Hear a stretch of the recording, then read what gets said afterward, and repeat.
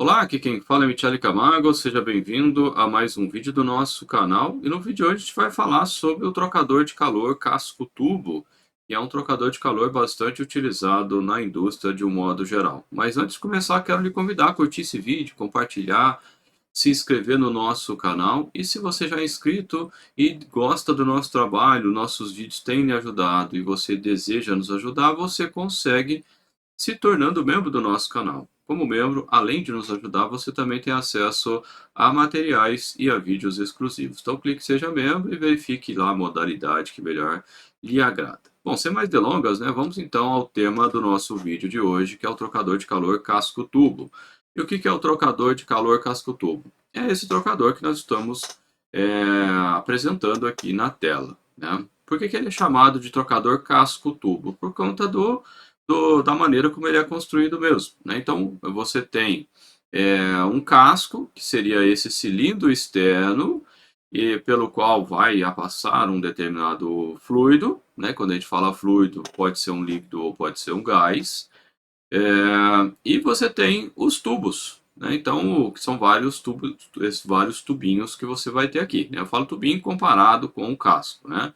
Então, o que é o que está em inglês aqui, shell, né? E você vai ter aqui os tubos, né? Que são cada um desses tubos que nós temos aqui. Né? Então, nesse exemplo, nós temos aqui esse fluido em azul, entrando aqui à esquerda, ele adentra aqui nos tubos, chega lá do outro lado, ele vai fazer o retorno e retornar pelos tubos de baixo. Neste exemplo, né? Aí que entra as diferenças entre os vários tipos de trocador casco-tubo. Você vai ter trocador casco-tubo de uma passagem só. O que significa isso? Significa que o fluido vai entrar de um lado, vai atravessar aqui os tubos e vai sair do outro lado. Isso é uma passagem só. Nesse exemplo aqui que nós estamos mostrando, ele tem duas passagens. Então ele vai da esquerda para a direita, depois ele volta da direita para a esquerda. E à medida que ele vai avançando, que é o que está sendo mostrado aqui através da representação da cor, né?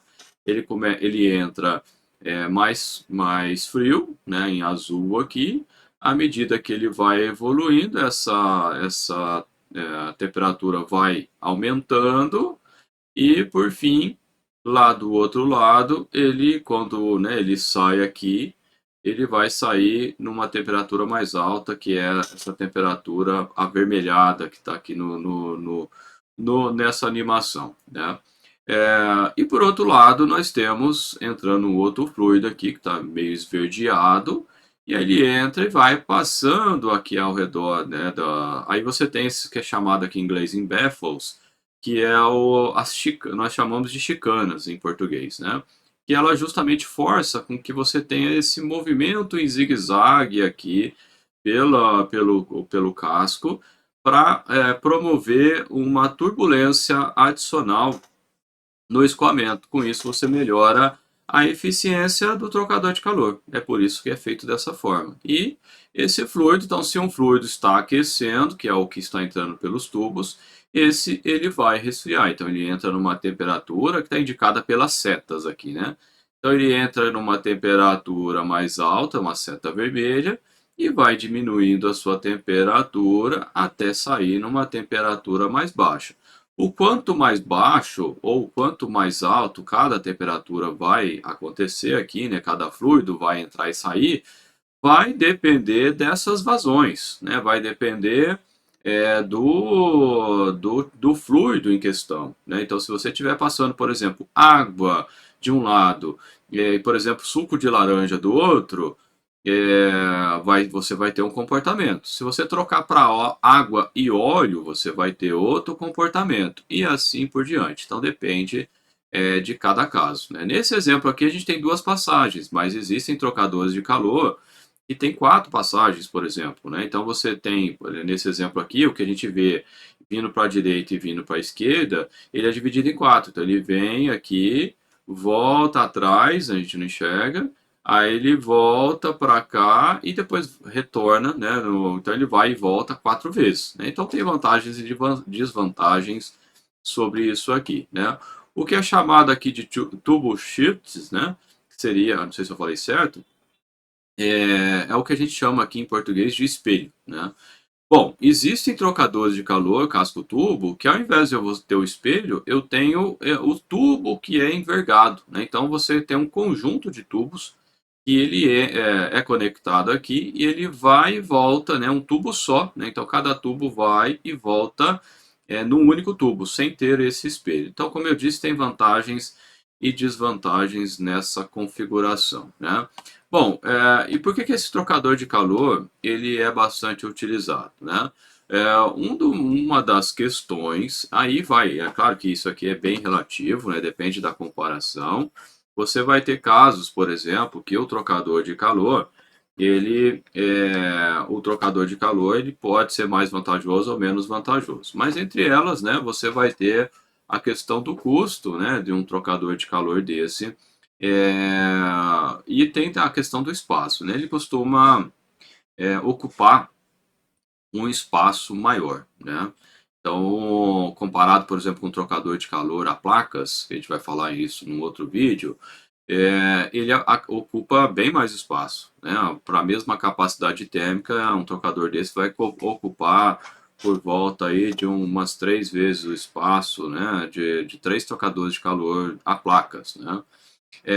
Na questão de custo ainda, você tem uma questão que é importante, que embora o investimento dele costume ser maior, né, pela forma construtiva que ele tem, acontece de você ter a parte de manutenção, vamos dizer assim, o equipamento dura mais.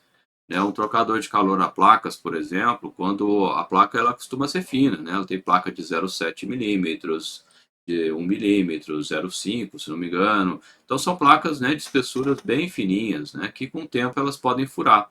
E aí você tem que trocar as placas todas. Quando você tem que trocar as placas, e de praxe se troca também, né, as gachetas desse trocador de calor a placas, o custo de manutenção é quase o custo, às vezes pode até ser maior do que o custo de um trocador de calor novo, né? Isso não acontece com um trocador de calor casco-tubo. Embora com o tempo, né, você vai tendo deposição de material dentro dos tubos, então tem um procedimento para fazer limpeza, que com isso ele vai perdendo a sua eficiência, mas ele acaba tendo uma vida útil, costuma ter uma vida útil maior, né? Então, isso que eu estou falando também é relativo, depende, né, do processo, depende do fluido, de uma série de outras coisas, né?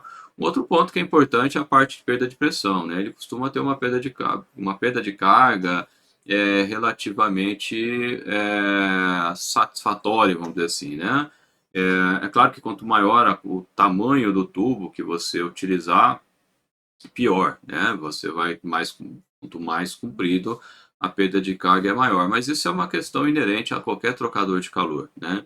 E tem um fator que eu comentei também, que é a parte de turbulência, né? É importante para o trocador de calor que ele tenha uma turbulência. Essa turbulência ela ajuda na questão da eficiência térmica, embora ela prejudique na questão da eficiência hidráulica. Mas é uma coisa que tem que se viver, né? Então, se você quiser melhorar a eficiência térmica, você tem que aumentar, digamos assim, a turbulência do sistema, né? Ele ajuda, né? Então, para as mesmas características de vazão, temperatura, etc., né?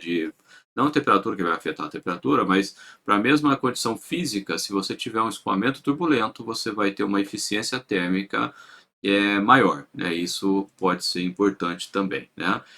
Como eu disse, também existe o processo de limpeza, né? Que esse trocador de calor ele permite, né? O trocador de calor a placas ele permite limpeza também, só que praticamente você desmonta ele todo, né? Então tem que ter um processo, né, de limpeza de um trocador de calor a placas. Tem que, na hora de montar, né, a placa, principalmente, você tem que seguir o mapa lá que vai depender de trocador para trocador, né? E se montar errado, ele deixa de funcionar, pode vazar, enfim, uma série de outras anuências. Ao passo que esse trocador de aqui ele é mais simples nesse quesito, né? E por aí vai, né? A gente poderia citar aqui N, né, situações, mas a minha sugestão para você, antes de comprar um trocador de calor, O ideal é você pesquisar vários fabricantes, né? Conversa com vários fabricantes e a pergunta que você tem que fazer para cada um deles é por que que o seu trocador de calor é melhor do que o outro, né?